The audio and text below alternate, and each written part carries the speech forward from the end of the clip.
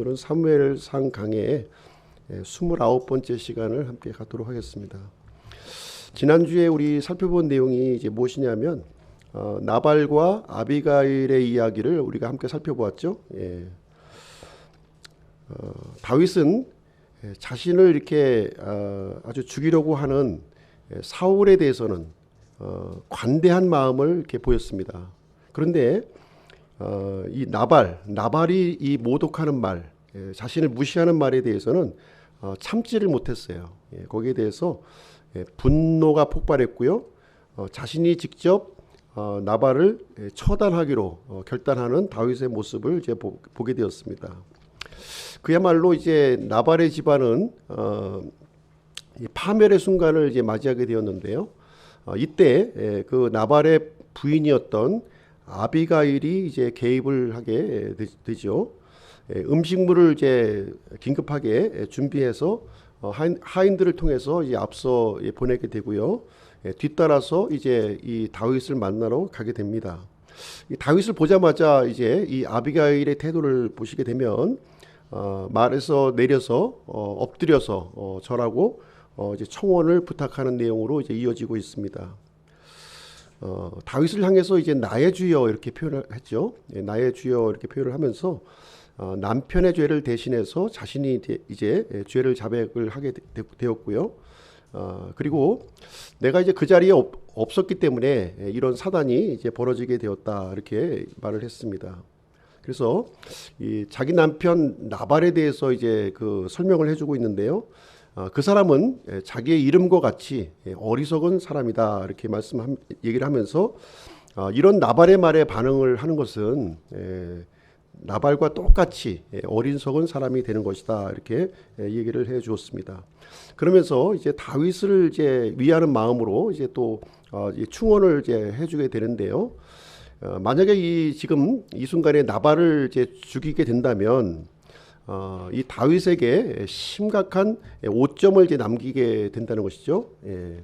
이 심판이라고 하는 것은 사람이 행하는 것이 아니라 하나님께서 행하시는 것인데 원수 갚는 일은 하나님께 맡겨드리는 것이 옳은 일이다 이렇게 조언을 해주게 됩니다.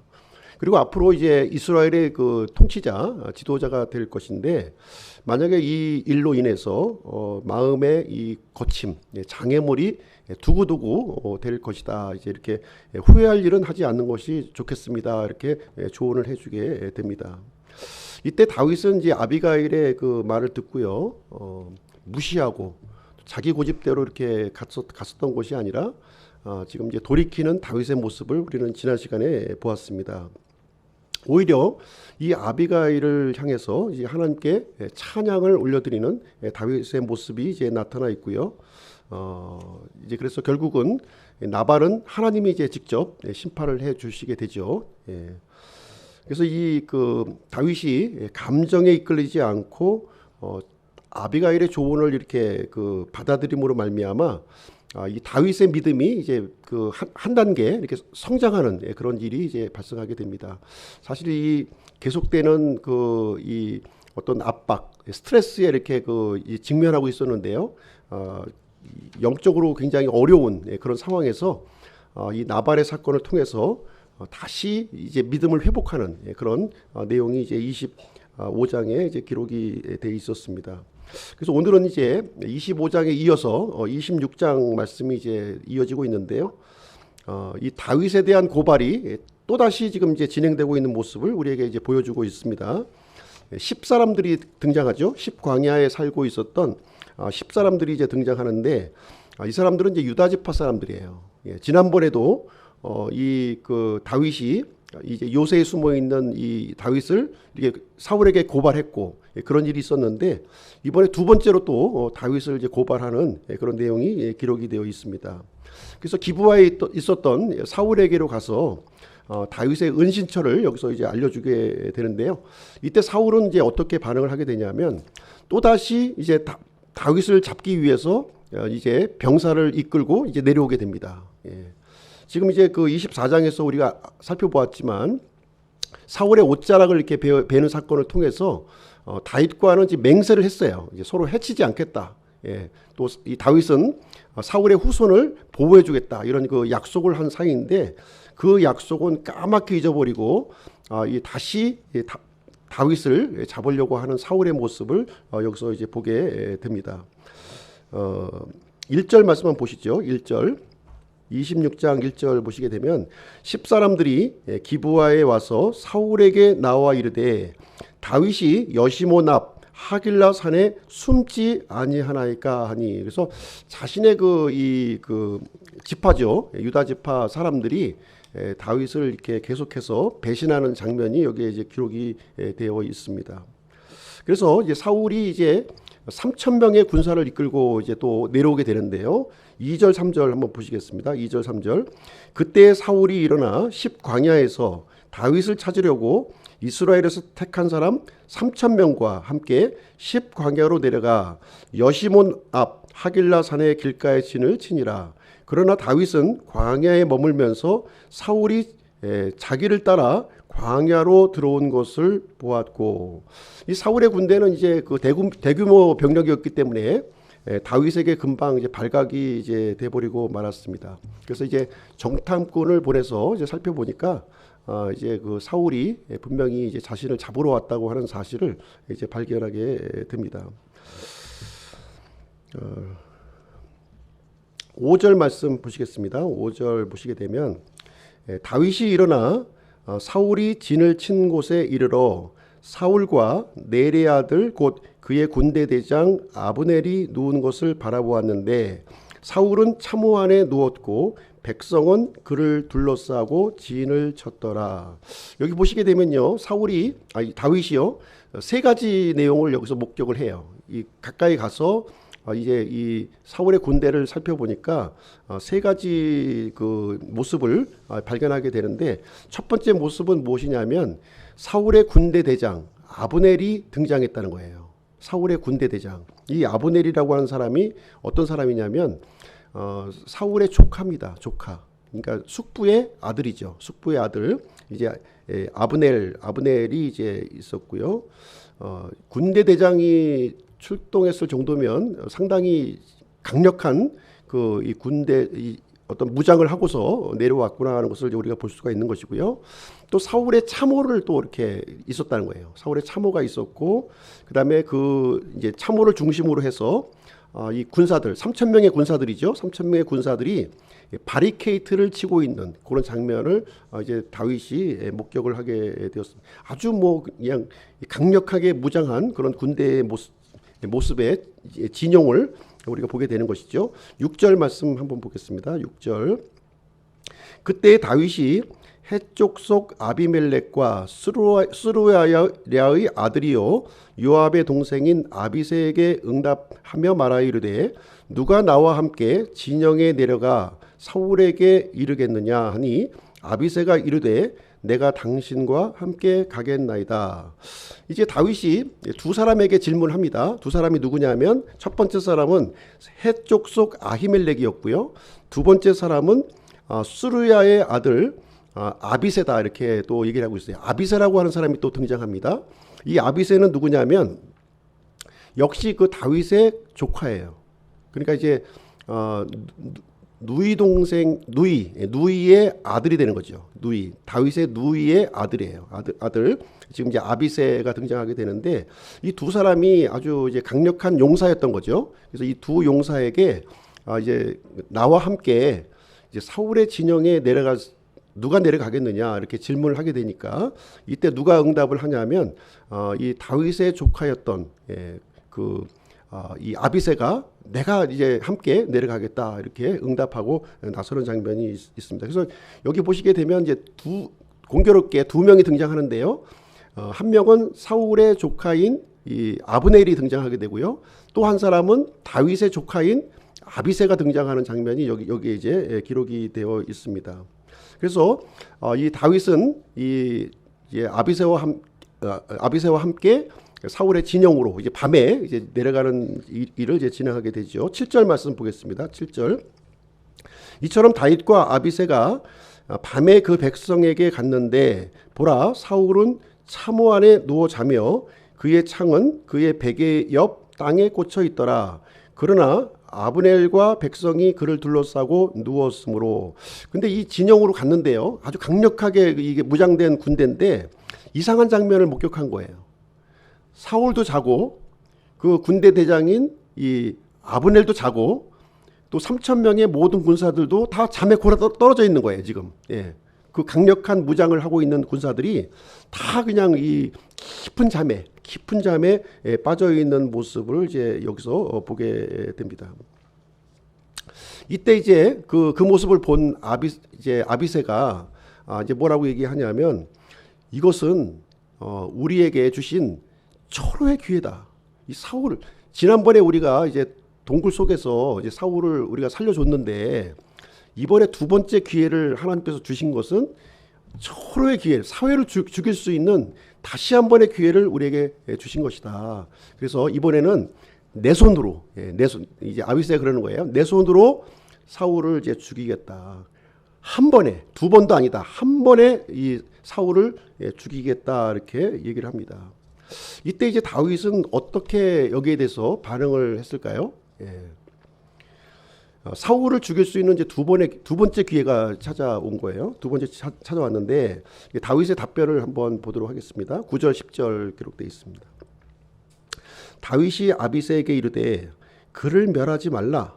누가 자기 손을 내밀어 주의 기름 부음 받은 자를 치면 무지할 수 있겠느냐 하고 다윗이 또 이르되 주께서 살아계심을 두고 맹세하거니와 주께서 그를 치시리니 그의 날이 이르러서 죽거나 혹은 그가 싸움터에 내려가서 멸망하리라. 그래서 다윗은 분명하게 얘기를 합니다.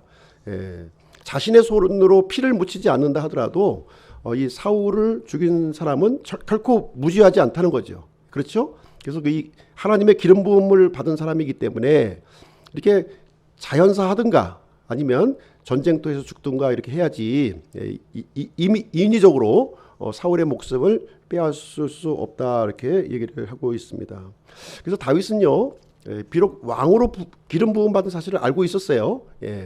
또 얼마든지 사울을 죽일 수 있는 그런 권한도 갖고 있었던 사람이었지만 그 권한을 행사하지 않고요 하나님의 방법으로 하나님의 때에 사울을 이렇게 그 판단에 맡기기로 이렇게 결정하는 다윗의 모습을 이제 보게 됩니다. 만약에 이 지난번 아비가일과 이 나발의 사건을 겪지 않았다면 어떻게 했을까요? 아마 사울을 죽였을 거예요. 아마 본인은 죽이지 못하더라도 아마 아비새를 통해서 죽여도 좋다고 하는 허락을 했을지도 모르겠습니다. 그러나 이 나발의 사건을 통해서 이 다윗의 믿음은 이 더 상승된 믿음을 이제 갖고 있었기 때문에 이 판단을 하나님께 맡겨드리는 이런 이 결단을 하는 다윗의 모습을 우리는 이제 볼 수가 있는 것이죠. 그래서 인위적인 방법으로 자신은 비록 하나님으로부터 기름 부음을 받았지만 인위적으로 내가 왕이 되려는 마음을 이제 갖지 않았다는 것을 여기서 분명하게 보여주고 있습니다. 그래서 이제 이 다윗이 이때 사울의 창과 물병만 취해서 나오게 돼요. 사울을 죽이지 않고 목숨 대신에 창과 물병을 이제 한다. 그래서 지난번 이제 굴 속에서 이제 옷자락을 베는 것을 통해서 그 의미가 있다고 말씀드렸어요. 옷자락의 의미 세 가지 이제 말씀드린 것처럼 사울에게서 하나님의 보호하심과 이렇게 구원과 임재가 떠나갔다 하는 사실을 이제 보여주기 위해서 옷자락을 잘랐습니다. 이번에는 사울의 창과 지금 이제 물병을 이제 가지고 이제 나온 것이죠. 이것은 이제 창은 사울의 왕권을 의미하고 있는 거예요. 왕권. 그렇죠? 항상 이제 창을 들고 다녔죠. 그리고 이제 물병이라고 하는 것은 이 광야를 지날 때에 생명과 같은 겁니다. 생명. 그래서 창과 물병을 취함으로 말미암아 사울의 생명과 사울의 왕권을 다윗이 쥐고 있다고 하는 사실을 상징적으로 여기서 보여주는 그런 내용이다 이렇게 볼 수가 있겠습니다. 그래서 다윗의 경우는요 상황을 보지 않았다는 거예요. 자기에게 유리한 상황, 불리한 상황, 이 상황에 연연하지 않았어요. 다윗이 이 초점을 맞추었던 것은 무엇입니까? 다윗이 초점을 맞추었던 것은 바로 하나님에게 초점을 맞춘 거예요. 하나님의 뜻이 어디에 있는가? 하나님의 마음을 품으려고 했다고 하는 사실을 우리는 주목해 볼 필요가 있습니다. 12절 말씀 한번 보실게요. 12절 이처럼 다윗이 사울의 베개 옆에서 창과 물병을 가지고 떠나가되 아무도 그것을 보거나 알지 아니하였고 또 깨지 아니하였으니 주께서 그들 위에 깊은 잠을 내리셨으므로 그들이 다 잠들었더라.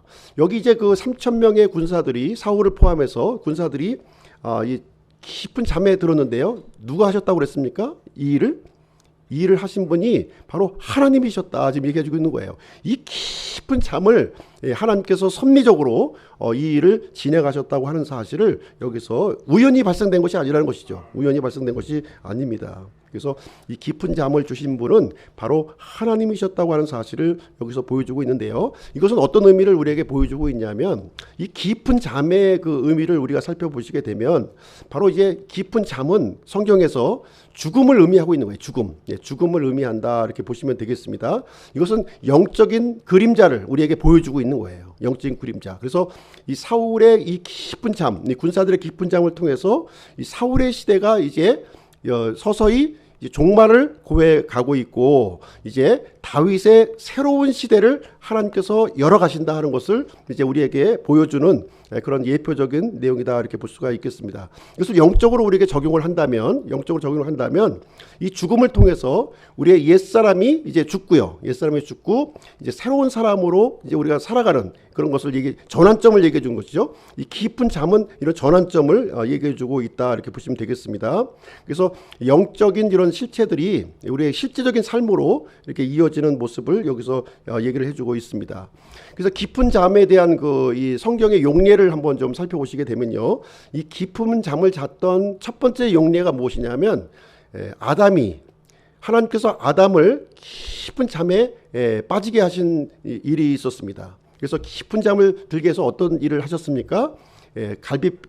다섯 번째 갈비뼈를 이제 이용해서 이제 이불을 이제 만들어 주셨던 것이죠. 그렇죠? 그래서 이것은 이제 예수 그리스도의 죽음을 통해서 신부가 되신 신부인 우리 교회가 이렇게 탄생한 것을 예표적으로 보여주는 그런 사건이 되겠습니다. 두 번째 그 깊은 잠은 어디에 또 기록이 되어 있냐면, 하나님께서 아브라함을 깊은 잠에 빠지시게 한 내용이 또 기록이 되어 있어요. 창세기에 보시게 되면 그 내용을 기록해 주고 있습니다. 그래서 이 깊은 잠을 통해서 하나님께서는 아브라함과 어떤 일을 진행하시죠? 언약을 진행하시죠. 언약, 횃불 언약을 거기서 진행하시는 모습을 우리가 볼 수가 있습니다. 그래서 이 횃불 언약을 통해서 누가 태어납니까? 약속의 아들인 이삭이 이제 태어나는 이야기를 여기서 기록해주고 있습니다. 그래서 이 깊은 잠이라고 하는 것은 하나님의 섭리를 보여주고 있는 거예요. 하나님의 섭리. 그래서 옛 것이 지나가고 새로운 것이 이렇게 이루어지는 이 하나님의 언약의 성취를 우리에게 보여주고 있습니다. 그래서 사울의 이 깊은 잠이라고 하는 것은 이렇게 새로운 다윗의 시대가 이렇게 열려지고 있는, 그리고 이제 자신의 다윗의 유다 지파조차도 그 새로운 시대를 감지하지 못하고 있는 이런 영적인 이런 깊은 잠에 빠져 있는, 몰락하고 있는 모습을 인식하지도 못한 상태에서 몰락을 해가고 있는 모습을 여기서 얘기해주고 있습니다. 그래서 다윗은요, 아비새와 함께 사울의 창과 이 물병을 들고 이제 밤중이죠, 건너편 산 꼭대기에 올라가서 고래고래 소리를 질러요. 고래고래 어떻게 소리를 지르냐면, 그 소리 지르는 내용을 한번 보겠습니다. 13절 14절 한번 보실게요. 이에 다윗이 다른 쪽으로 가서 멀리 있는 산꼭대기에 서니 그들 사이에 큰 간격이 있더라. 다윗이 백성과 넬의 아들 아브넬에게 소리를 지르며 이르되, 아브넬아, 네가 대답하지 아니하느냐 하니, 이에 아브넬이 대답하여 이르되, 왕에게 소리 지르는 너는 누구냐 하매. 그래서 이제 다윗이 이 사울의 진영을 향해서 고래고래 이제 어두운 밤이니까 아주 목소리가 얼마나 잘 전달이 되겠어요. 그래서 아브넬이 이제 일어나서 이제 다윗의 목소리 누구인지도 모르면서 지금 이제 대꾸하는 장면이 여기에 기록이 되어 있습니다. 그러면서 하는 말이 15절 16절 내용을 보시게 되면 이제 이 아브넬을 책망하는 장면이 여기에 나오는 거예요. 이 아브넬은 당연히 사울 왕을 호위해야 될 군대 대장의 이 책무를 맡고 있는 사람인데 그 일을 이제 잘못하고 있었던 것이죠. 그래서 15절 말씀해 보시면, 내가 용맹한 자가 아니냐, 이스라엘에서 누가 너와 같으냐, 그러한데 내가 어찌하여 내 주 왕을 보호하지 아니하였느냐 하면서 이제 아브넬을 이제 공개적으로 책망을 하게 됩니다.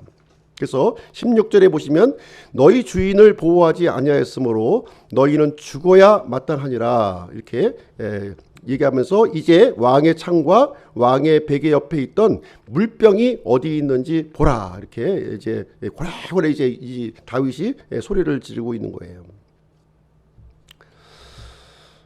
그래서 이제 이 소리를 이제 가만히 듣고 보니까 사울이 이게 분명히 다윗의 목소리인 거예요. 다윗의 목소리. 그래서 이제 사울이 여기서 이제 개입을 하게 되는 내용이 이제 기록이 되어 있습니다. 그래서 사울에게 이제 다윗이 호소를 합니다. 이제 어떤 호소를 하게 되냐면 17절, 18절에 보시면 다윗이 호소하는 내용이 거기에 기록이 되어 있습니다. 사울이 다윗의 음성을 알고 이르되 내 아들 다윗아 이것이 내 음성이냐 하니 다윗이 이르되 오 내 주 왕이여 내 음성이니이다 하고 또 그가 이르되 내 주는 어찌하여 이같이 주의 종을 뒤쫓으시나이까 내가 무엇을 하였나이까 내 손에 무슨 악이 있나이까 하면서 자신의 그 무지함을 이제 사울 앞에서 다시 이제 호소하는 장면이 여기에 기록이 되어 있습니다. 그러면서 이 다윗의 그 새로운 모습을 우리에게 보여주고 있는데요. 19절 말씀입니다. 19절 다윗의 새로운 모습을 한번 보겠습니다. 그러므로 이제 원하건대 내 주 왕은 주의 종의 말을 들으소서. 만일 주께서 나를 치려고 왕을 움직이셨으면 그분께서 헌물을 받으시리이다 하오나 만일 그들이 사람들의 자녀들이면 주 앞에서 그들이 저주를 받으리니 그들이 말하기를 너는 가서 다른 신들을 섬기라 하고 이날 나를 쫓아내어 주의 상속재산 안에 머물지 못하게 하였나이다. 좀 이렇게 좀 약간 좀 이해하기 어려운 그 이제 내용을 여기서 19절에서 언급해주고 있는데요. 이 다윗은요 굉장히 중요한 내용을 여기서 이제 지금 이 언급을 해주고 있습니다. 무슨 얘기냐면 만약에 하나님께서 나를 치시고자 한다면 사울 왕을 통해서 나를 죽이고자 한다면 저는 기꺼이 죽겠습니다. 기꺼이 제 생명을 하나님 앞에 내놓을 각오가 저는 되어 있습니다. 하나님의 뜻이라면.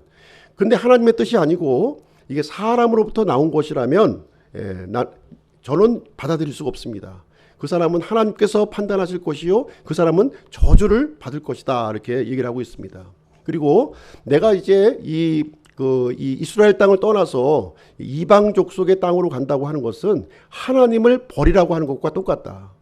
하나님을 버리라고 하는 것은 내 목숨을 버리라는 것과 똑같은 것이다. 그러므로 나는 이 약속의 땅, 이 이스라엘 땅은 나는 결코 벗어날 수 없습니다 하는 그 신앙 고백을 이제 사울 앞에서 이제 해주는 장면이 다윗이 여기에 나오고 있습니다. 어떻게 보면 자신의 목숨을 건 생명을 건 호소를 사울 앞에서 하고 있고요. 자신은 하나님 앞에서 결백하고 한치의 오류도 없다고 하는 사실을 분명하게 여겨주고 있고요. 만약에 하나님께서 내 목숨을 취하려 한다면 지금 이 순간이라도 기꺼이 내가 이 생명을 바칠 용기가 내가 있다 이렇게 지금 얘기를 해주고 있는 그런 내용이 되겠습니다. 이 말을 들은 그 사울은 어떤 반응을 보였을까요? 더 이상 할 말이 없는 거죠. 공개적인 이 다윗의 언변에 대해서 그 답변할 내용이 전혀 없습니다. 그래서 사울이 여기 다윗 앞에서 이제 공개적으로 사죄하는 장면이 또 이제 기록이 되어 있습니다. 21절 한번 보실게요. 21절. 이에 사울이 이르되 내가 죄를 지었도다. 내 아들 다윗아 돌아오라. 이날 내 눈이 내 혼을 귀중히 여겼은즉 내가 다시는 너를 해하지 아니하리라. 보라 내가 어리석게 행하고 크게 잘못하였도다. 그래서 이제 이 사울이 또 여기서 공개적으로 또 이 사죄하는 장면이 여기에 기록이 되어 있습니다. 그래서 다윗이 또 이렇게 답변을 합니다. 그래서 내가 왕의 생명을 귀중하게 여긴 것처럼 하나님께서도 나의 생명을 이렇게 귀중하게 여겨 주실 것이다 이렇게 얘기를 하게 됩니다. 그렇게 하니까 사울은 다윗을 향해서 세 가지 복을 빌어줘요. 세 가지 복을 빌어주는데 25절 한번 보겠습니다. 세 가지 복. 그때 사울이 다윗에게 이르되 내 아들 다윗아 내게 복이 있을지어다. 내가 큰 일들을 행하겠고 또 언제나 이기리라 하니라. 이에 다윗은 자기 길로 가고 사울은 자기 처소로 돌아가니라. 그래서 세 가지 복이 무엇이냐면 내게 복이 있을지어다. 내가 큰 일들을 행할 것이다. 앞으로. 그리고 언제나 승리할 것이다 하는 내용을 세 가지 축복을 해주는 장면으로 마치게 되는데요. 여기서부터 더 이상 다윗과 사울은 이제 마지막 만남이에요. 지금 이것이 마지막 만남으로 끝나게 되는 내용을 해주고 있습니다. 그래서 다윗은 끝까지 사울을 향해서 이 선으로 대하는 이 다윗의 모습을 보여주고 있고요. 결코 하나님보다 자신이 앞서지 않는 그 믿음의 모습을 다윗은 여기서 보여주고 있습니다. 그래서 하나님께서는 이러한 다윗을 이제 점점 이스라엘의 통치자로 이렇게 준비되게 하시고 세워지는 모습이 이제 사무엘에서 기록이 되고 있습니다. 오늘 말씀을 통해서요, 적용할 교훈을 한번 좀 생각해 보도록 하겠습니다. 첫 번째는 원수 갚는 일은 하나님께 맡기라는 거예요.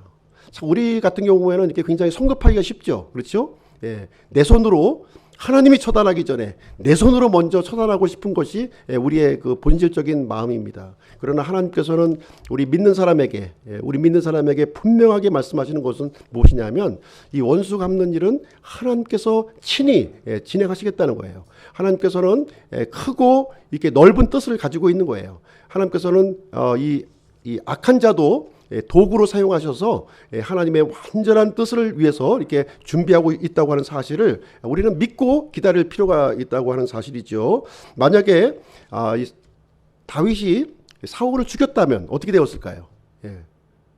어떻게 되었을까요? 그렇게 되었다면 이 다윗은 제2의 사울이 되었을 거예요. 그리고 하나님께서는 또 제2의 다윗을 또 준비하셔야 되는 그런 상황에 직면하게 됐을지도 모르겠습니다. 그런데 다윗은 이 아비가일의 이 지혜를 통해서, 그렇죠? 이 아비가일의 지혜를 통해서 이 믿음이 회복되어 거예요. 믿음이 예전의 믿음으로 이렇게 회복되었고요. 그래서 이 사울의 이 목숨을 하나님께 맡기는 그런 용기 있는 믿음의 결단을 하게 된 모습을 볼 수가 있습니다. 이런 것을 통해서 우리가 이제 배울 수 있는 것은 무엇이냐면, 우리가 믿음의 변화가 언제 일어나는가 이것을 생각을 해보면 내가 죽어야지 변화가 된다는 거예요. 내가 죽지 않으면 결코 변화가 이루어지지 않아요. 이 다윗의 믿음이 변화되는 모습을 보게 되면 이 죽음을 통과했다는 거예요. 죽음을 경험했을 때 그제서야 하나님께서 일하기 시작했고 이 또 변화된 모습을 하고 있다고 하는 사실을 보게 됩니다. 그래서 내가 죽지 않으면 성장이 이루어지지 않는다는 것을 우리는 유념해 볼 필요가 있게 되는 것입니다. 이 믿음이라고 하는 것은요, 나의 옛사람이 개선되는 게 아니에요. 절대로. 옛사람은 절대로 사용하지 않으십니다. 하나님은. 옛사람은 죽고 새 사람을 통해서 우리의 믿음이 발휘가 되는 것이고요. 하나님의 나라가 세워진다고 하는 사실을 우리가 볼 필요가 있겠습니다. 두 번째로는요, 우리는 하나님을 순종하되 죽기까지 순종하라는 거예요. 죽기까지. 이 다윗은 광야의 삶을 이렇게 통과하면서 죽기까지 하나님께 순종하는 그 모습을 보여주고 있습니다. 아까 19절 말씀을 통해서 우리가 살펴보았지만 이 19절 말씀을 통해서 하나님께서 나의 생명을 거두어 가신다고 한다면 나는 기꺼이 그 내 목숨이라도 내어주겠다고 하는 그 마음이 다윗에게 있었다고 하는 사실이에요. 그래서 그러한 다윗을 보시고 하나님은 이제 이스라엘의 지도자로 통치자로 세워가시며 하나님의 나라를 이렇게 세우시는 모습을 우리는 이제 발견하게 되는 것입니다. 그래서 하나님의 나라라고 하는 것은요, 이렇게 하나님이 직접 통치하는 거예요. 그래서 직접 통치하는 하나님의 나라를 얘기하고 있는 것입니다. 그래서 이 다윗의 이 광야 생활을 통해서 이 고단하고 힘들고 지치고 하는 이 과정을 통해서 하나님 나라에 합당한 사람으로 이렇게 빚어가고 있는 이 하나님의 그 섬세한 손길을 우리는 발견할 수가 있다고 하는 것입니다.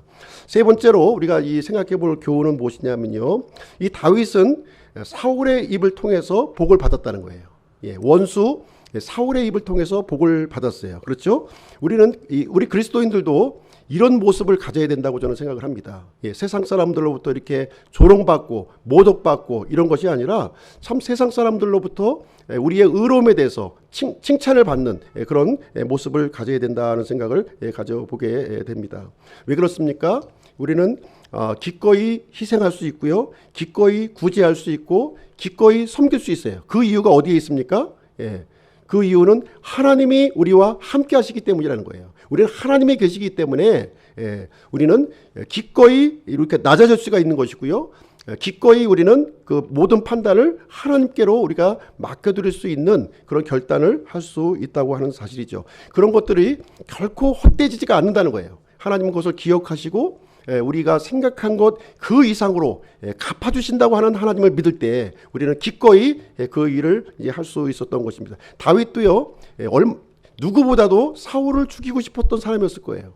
그렇죠? 그렇지만 하나님의 있기를 믿었기 때문에 사울을 이렇게 2번씩이나 그 죽음을 살려주는 그런 결단을 하게 되었습니다. 그래서 세상 사람들은 하나님이라고 하는 변수가 없어요. 그렇기 때문에 자기 힘으로 자기 노력으로 모든 것을 해결하려고 합니다. 그러나 우리에게는 전능자 하나님이 계시기 때문에 전능자 하나님 계시기 때문에 우리가 행한 것 그 이상으로 우리에게 채워주실 줄로 믿는 것입니다. 자, 그러면 결론을 내리도록 하겠습니다. 결론은 예수 그리스도를 드러나는 인생이 되자 하는 것이 되겠습니다. 그래서 오늘 사무엘상 26장 말씀을 함께 살펴보게 되었고요. 우리도 이 다윗과 같이 이렇게 성숙한 믿음의 사람으로 세워졌으면 좋겠습니다. 단순히 성경에 대한 지식을 늘리는 것이 아니라 나의 생각이 변화가 되고 나의 삶이 변화가 되는 그런 경험을 하는 저희들의 모습이 되었으면 좋겠습니다. 그래서 하나님의 이 다스림을 받는 거기에 기꺼이 우리의 그 생각과 우리의 뜻을 굽힐 줄 아는 우리 기쁨 침례교회 성도님들이 되시기를 주님의 이름으로 축복드립니다.